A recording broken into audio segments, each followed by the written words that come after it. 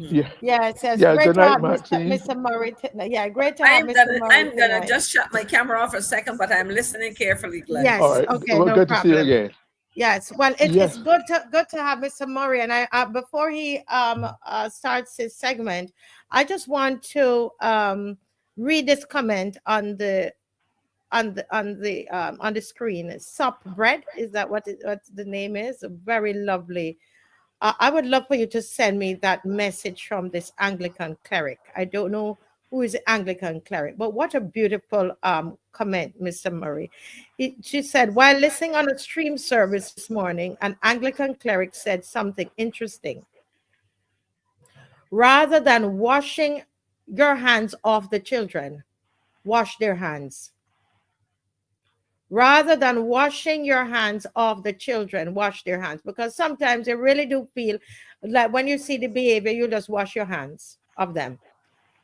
And that's what happened this weekend with me. I stopped and I thought about the children we had at the school, and how many of them we have there, the two, as I told, three of them orphans, and sometimes we don't stop and think about that part of it as well. Of course, you're going to hear on the show, sometimes you're going to be hard, because I'm going to at the end of the show talk about some hard strategies that we need. But at the same time, I think some of our, we can come in our communities, and we can work alongside the police and wash these children hands. Do it early before it gets too late. Okay, over to Mr. Murray. Mr. Murray, good evening, an official good evening, and a happy Father's Day to you, sir. Thank you very much. Same to you. I had a terrific Father's Day, and I have no complaints whatsoever. From early in the morning till late at night, I had a great day. Wonderful, wonderful, wonderful. And you're looking quite handsome there in your nice shirt. Thank Um, you. My wardrobe manager did her job today to put this. wardrobe manager, and I tell you, and listen, she's a stylish woman. I met her Thank and I said, this woman is full of style. That's my girl. Yeah, yeah. She does a great job. Thank you very much. She looks after me. Yes, tell her, tell The her, whole wonderful. family looks after me. Well, not only on Father's Day, but every day, every week, almost. Oh Yeah, my yeah. gosh. So I'm Oh, happy. I'm happy with it. oh, that is lovely. That is lovely. Yes, go right Yeah. ahead, sir. My topic for tonight, as you will recall, was the Yes. title is PM spoke twice. A review. PM, meaning Prime Minister Motley, spoke twice. A review. Yes. Uh, and it is. These two speeches were made at the official opening of the new urgent care center for Bayview Hospital, and the other one did with the press briefing that was on Tuesday, I think, and then the press briefing on Thursday. Or what, right? On press briefing on Thursday, and I decided I would do this because, and I'm going to look at it both at the from content of both speeches as well as content and style, right? Mm-hmm. And as regards the one urgent care center on June 11th, that was Wednesday, yeah, that was Wednesday. Um, During her speech, the Prime Minister described the impressive project as, I quote, part of a wider public-private health strategy with the two sectors reflecting the need for strategic collaboration between them. I read Mm. it again. She described the new center as being part of a wider public-private health strategy with the two sectors reflected reflecting the need for strategic collaboration between them. All right, sounds good. Very, very good. Very choice of language. But I said, what does this mean? Because from the time they had the original groundbreaking ceremony for the center, I'd always been intrigued by the fact that here was a new building going up in a location, and in the same geographical location, same topographical setup as the geriatric hospital, which they were saying uh, was in danger of being consumed by any tsunami. That's tsunami dangers. That was one of the points presented Mm. by one of the speakers when they were trying to justify the abandonment of the Oh, right. They said it was a tsunami path. It's close to the sea. Excuse But me, I just want to don't want to disrupt you too much, but you're talking about the geriatric, geriatric hospital is right, close to where Bayview is, right? right across the road. There's a road Right, separates them. right. I'm just trying to get my geography Right, right. Go right, ahead, please. okay. But in addition, it's the same landscape too as the QEH hospital.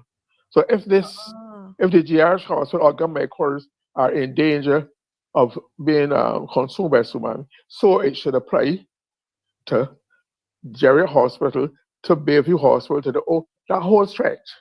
So I was very intrigued to see how this whole thing would emerge. Um, um, I said I could appreciate how urgent care could be in such a place, and the other persons are not. So I was only when I heard the Prime Minister, I was trying to figure out the context in which therefore um, Town Plan Development Commission would have been granted to this project to try to see what would make sense. And in her Mm, speech, the Prime Minister said, I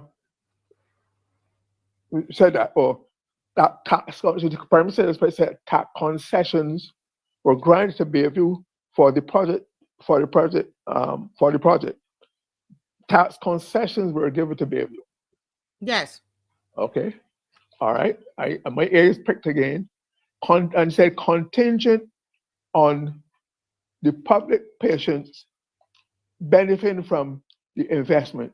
In other words, it was a quid pro quo. I will give you some tax concessions, and in exchange for that, public public patients to the point where can be accessible to some of your services at New Mm-hmm, Bayview Center, right? mm-hmm. Uh, you said that the government's decision to waive certain tax was based on the understanding that service will be accessible to the public healthcare system at a reduced cost. Right. That also caught my fancy. I was understand. You said was based on the understanding. I was a little uncomfortable use of the term understand. Understand is too loose and general.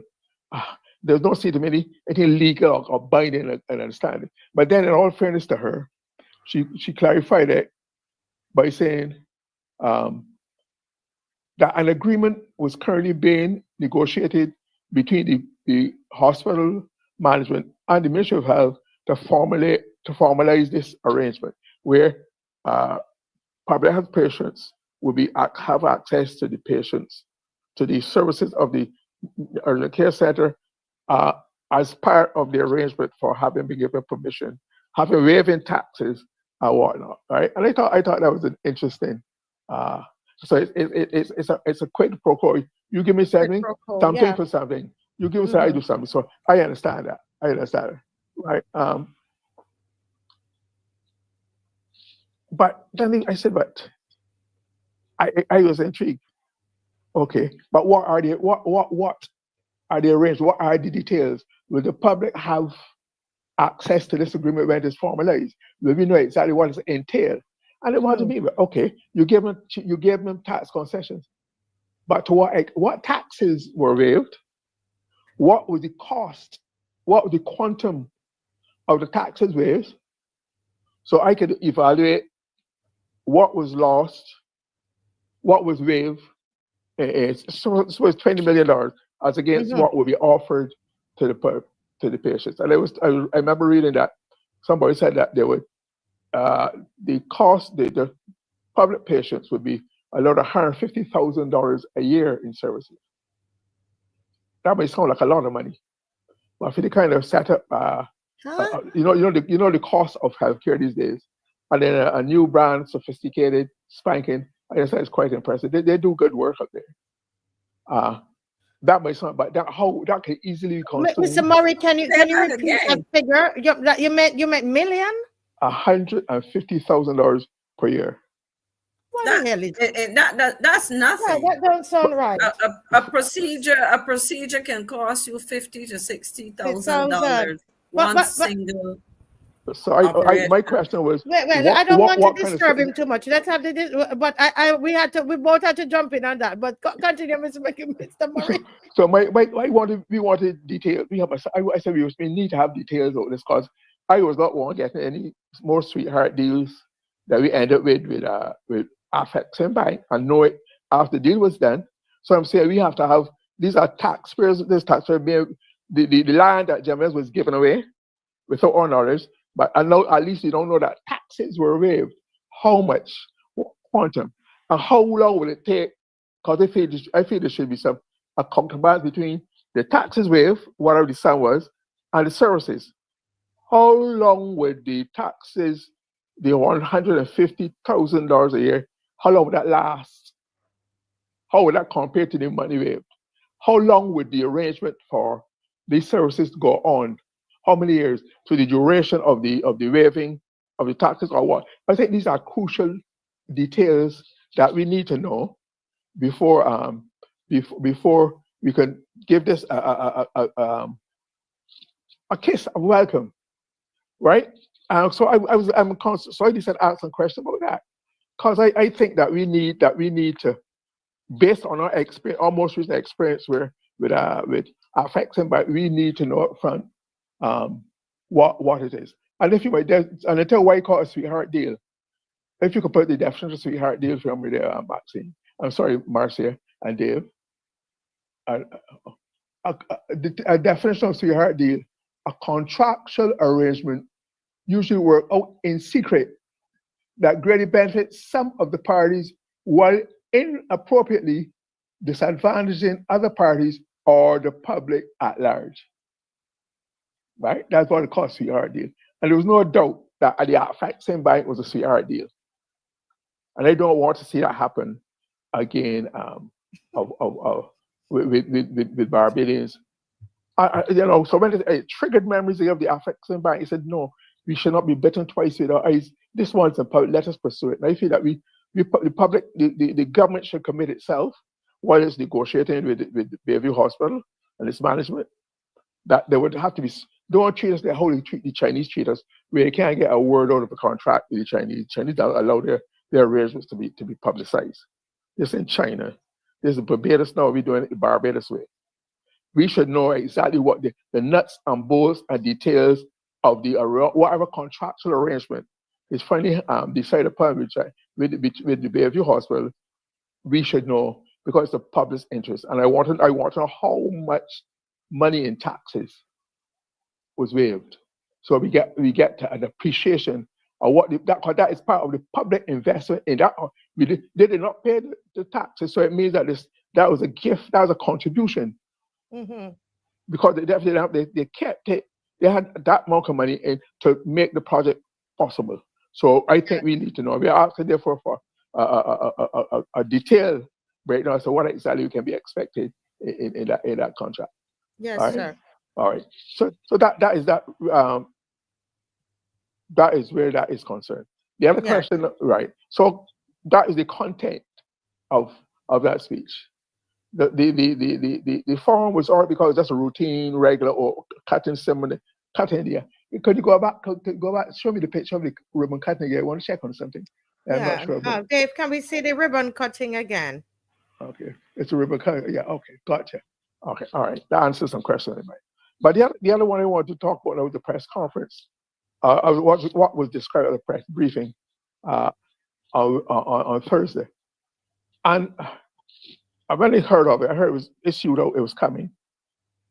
I said, well, this I said to some, but whenever the Prime Minister schedules a press conference, it usually indicates she has just come back from somewhere and she's about to go somewhere. But watch her carefully, and she always. So, and if there are issues bubbling and fomenting the pub, she tries to get involved to put her stamp on it, maybe hoping that she will damp it down and everything will stay placid that she gets back. Happens all the time. So during her presentation, she just said she just come back from this roadshow, this no deal roadshow that was undertaken to publicize the supposed attractiveness of the Barbados economy to the rest of the world, to get loans and investment, etc. Right? So that was the reason. And then afterwards I realized that she was also going somewhere Hence that press conference on Thursday because and they found she was going to Brazil. So Millie went to Brazil, the PM went to Brazil. This time this time for what was it called a conference between Brazil and CARICOM leaders to establish various arrangement. It's called the Brazil for the Caribbean Brazil Heads Conference to discuss various things that affect our common interests. So that is reason why. And then if you saw the paper on Friday, she was with the benefit of the instant celebrity type coverage she gets because of her built-in camera crew, etc. Goes everywhere with her. Charlie Jung heads that thing. She was able by Friday to get that into the Barbados to their paper. So I mean, it's instant. It's no wonder she's in the paper. She's a celebrity prime minister, so that goes with it. But then as her actual press briefing, but after listening to it, I found it was unstructured.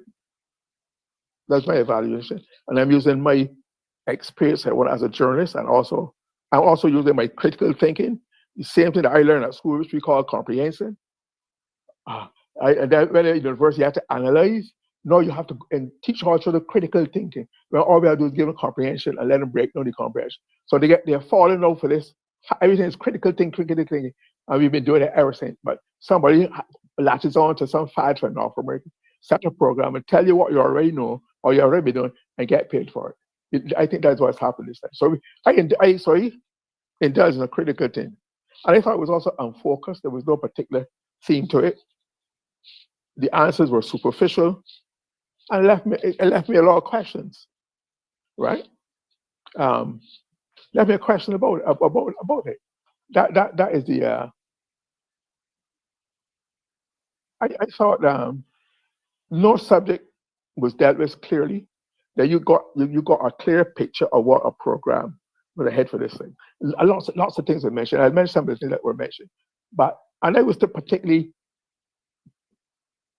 focusing on crime, which is the biggest social and economic barbarian in the country. I thought that the prime minister would have used this as an opportunity to if she was going to speak. And this time she only had 3 of her senior ministers this time. The AG, Dr. Walcott, and Santiago Brock, the deputy prime minister. So, first of all, I'm always baffled as to why the prime minister thinks that she has to have this backup. Is there a threat to her being in a position? She doesn't have to have backup because she was covered. She is prime minister. She dominates it. She dominated the press conference. She spoke for almost nearly a half hour more, except one slight request asking the AG Marshall to make a comment. And when she asked the other 2 ministers what they want to say, what they want to speak, they say no. It was those they had to be, they only went because they want to show support. Didn't see the need for support, because we know very much that the prime minister is very much in charge. The prime minister, therefore,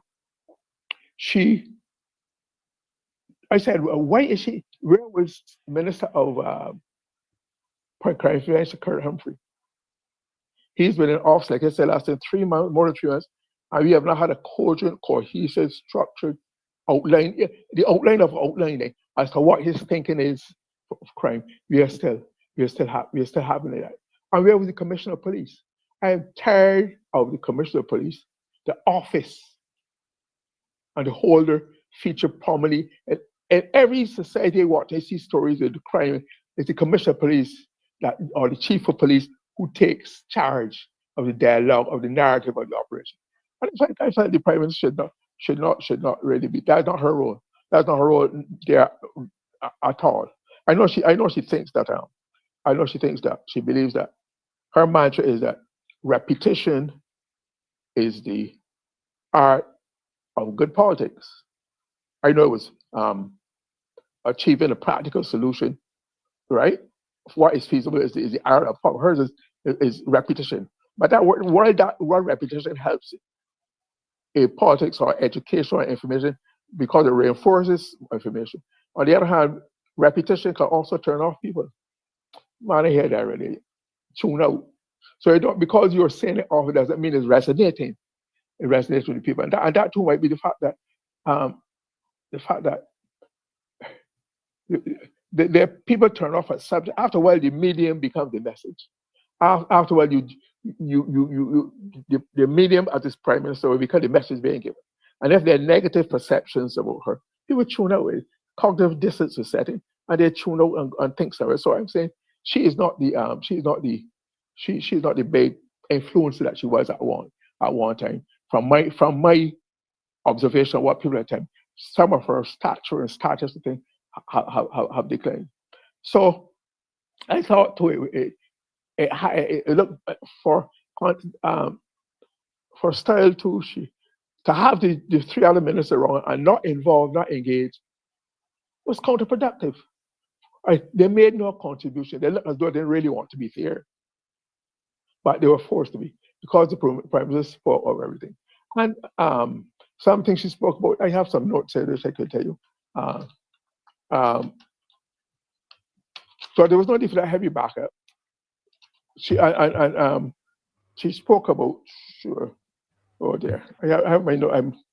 She spoke about crime. She talked about also. She talked about going back to Sunday school. This is not the first time she mentioned, but there were no further details. That statement has not gotten beyond a statement. It sounds good. It sounds attractive, but in all this time, there's been talk about no. Somebody should have put down, give it a structure, a focus.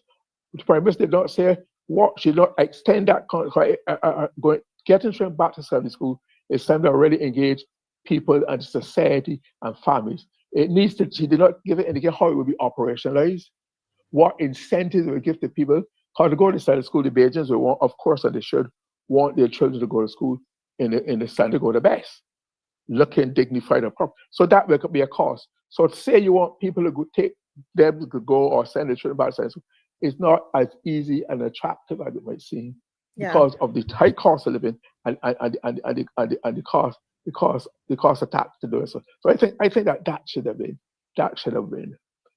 spelled out to make it a worthwhile to make it a worthwhile for the public and to learn something. Um, the prime minister she as to why I still am yet to understand why the crime prevention minister is not involved. When Corey was crime prevention minister, he was in the news, he was saying and doing things. People do not always agree with what he said, but he was in the news.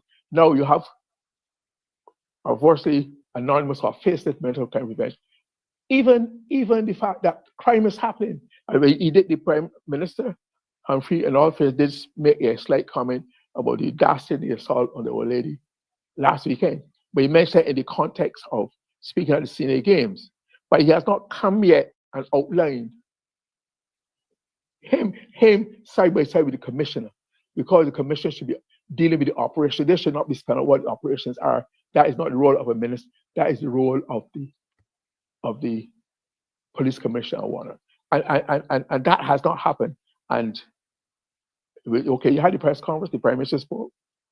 Did crime come to an end? Then we have 2 or 3 murders thereafter, the same night, and night or thereafter. So I'm saying you need more than that. And what we are hearing is a lot of nice soft nice motives and cliches and whatnot.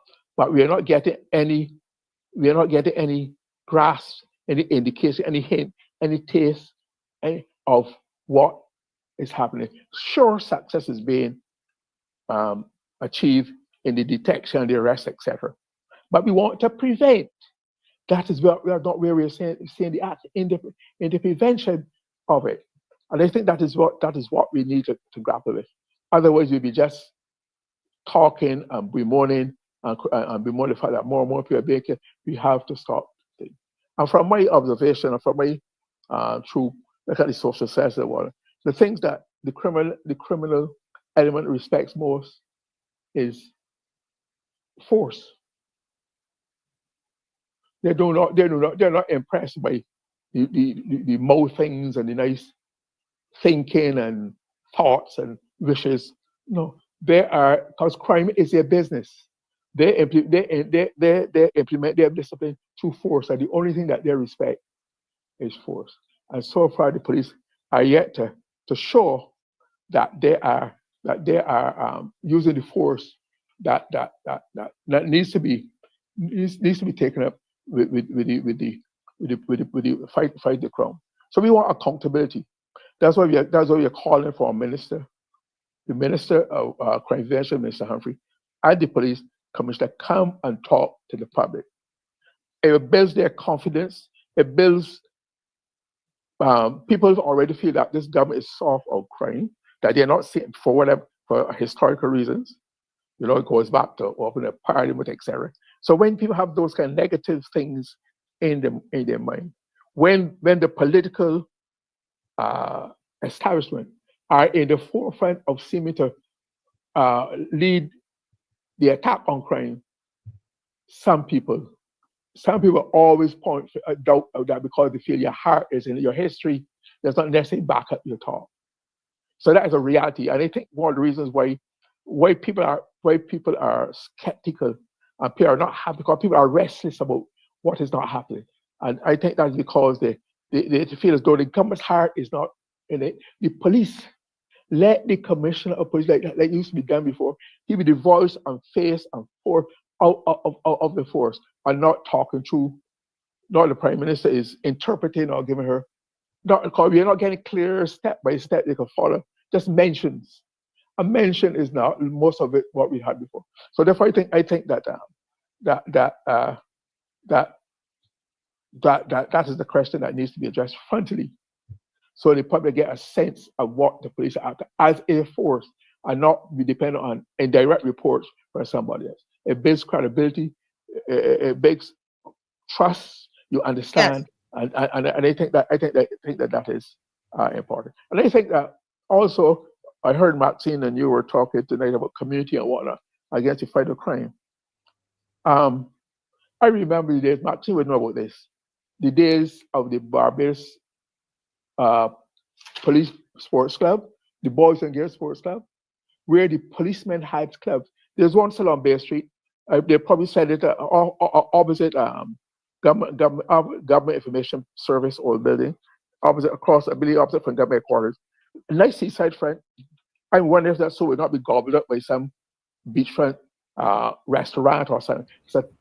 Well, that used to be a place where people from this area, from the Atlanta area, gathered, played games, table tennis, football, and netball, and that and those police boys clubs were very successful all over Barbados.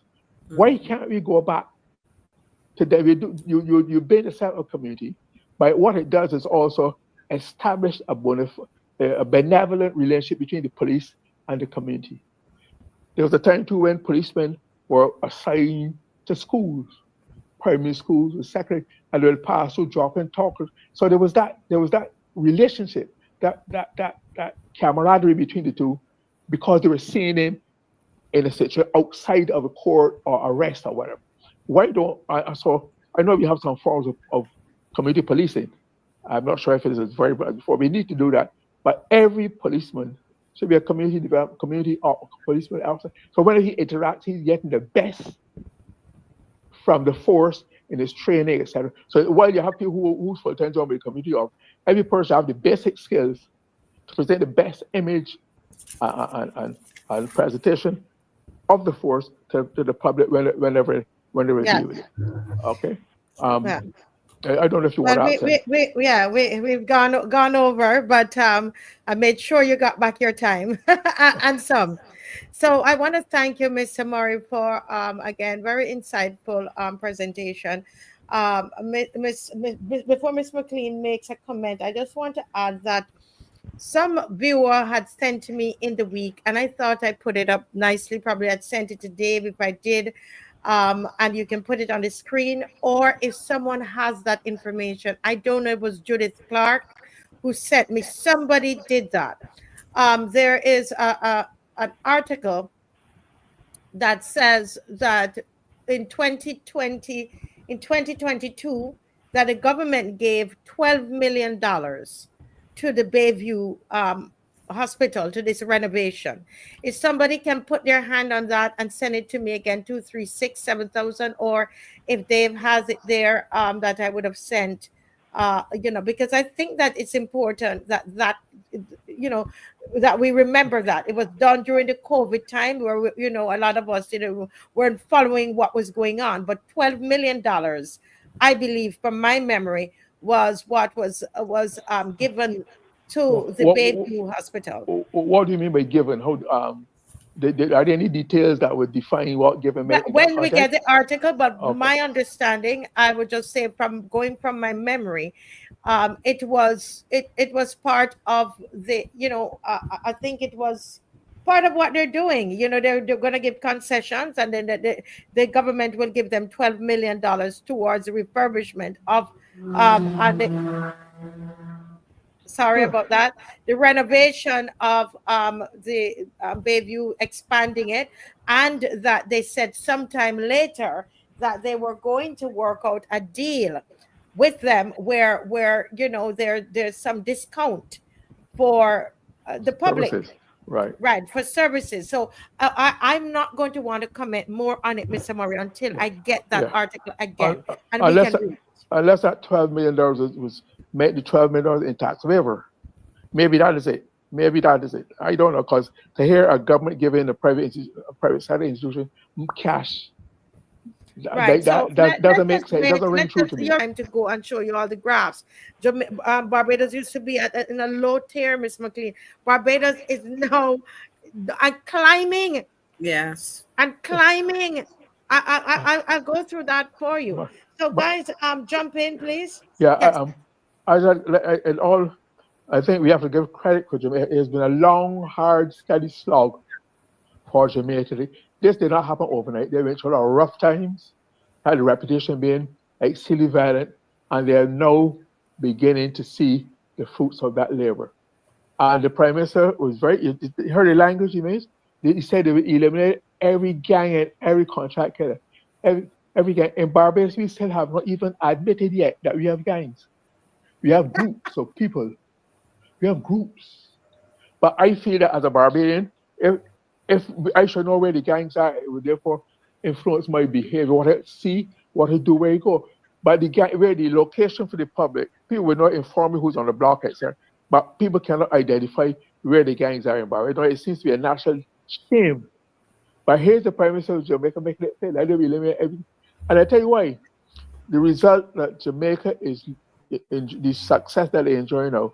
There used to be a man who was deputy commissioner called Fitz Bailey. Yes. Yeah. Fitz Bailey. He eliminated those big, I forget the name of the gangs, but he demolished, wiped them out, pushed them down, run them on the ground, chased them off the scene. But we got blocks. We don't hear. You remember I said earlier that the criminal element respects force, Hmm. but they get pep talks and fancy mouthings, but then we are not seeing and feeling and sensing. There's that kind of push and drive to uproot them, destabilize them, look for fresh horns. Don't encourage them, let them become more established, like a corner shop or supermarket. That is what the Jamaicans have done. Mr. Bailey was a master of it. He's retired now. I think he's gone.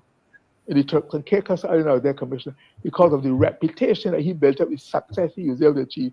We need a similar approach in Barbados. That you're not serious. You're not serious. Go ahead, Mr. Murray. I can unmute your mic, please.